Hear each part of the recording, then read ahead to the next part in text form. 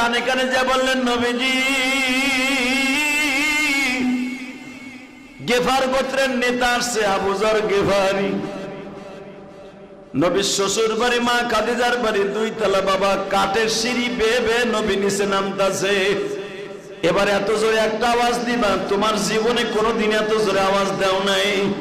আবু যর গেফারি আমার নবীরে দেখতেছে, সিঁড়ি বায়ে বায়ে নামতাছে, মনে হইতেছে পূর্ণিমার চাঁদ।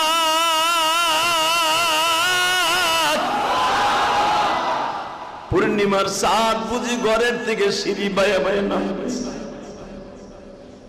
আবু যর গেফারি বাবা পাথরের মূর্তির মতো, কোনো আওয়াজ নাই, কোনো শব্দ নাই, বসার থেকে দাঁড়ায় পড়ছে নবীরে দেখা, অপলক নেত্রে নবীর চেহারার দিকে তাকায় আছে। আবু যর গেফারির সামনে আমার এতিম নবী কখন আসছে আবু যর গেফারি নিজেও জানে না। আবু যর গেফারি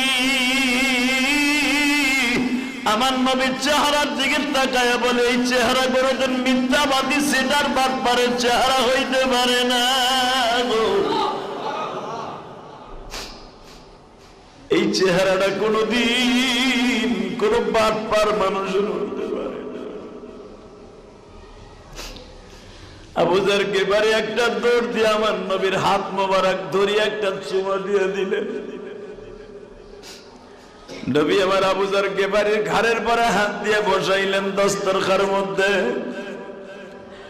দস্তরখানে বসাইয়া জিজ্ঞেস করে, আপনার নামটা কি? আমাদের নাম আবু যর, আমি গেফার গোত্রের নেতা। নবী একবারও জিজ্ঞেস করে নাই আপনি কি জন্য আসছেন।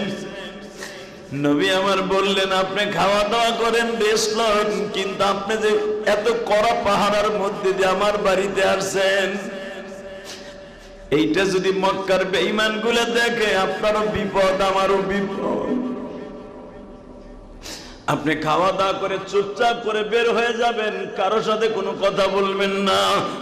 আবু যর গেফারি বলে, দুনিয়ার মানুষটা মুহাম্মদ সাল্লাল্লাহু আলাইহি ওয়াসাল্লামের ব্যবহার দেখে আমি পাগল হয়ে গেলাম।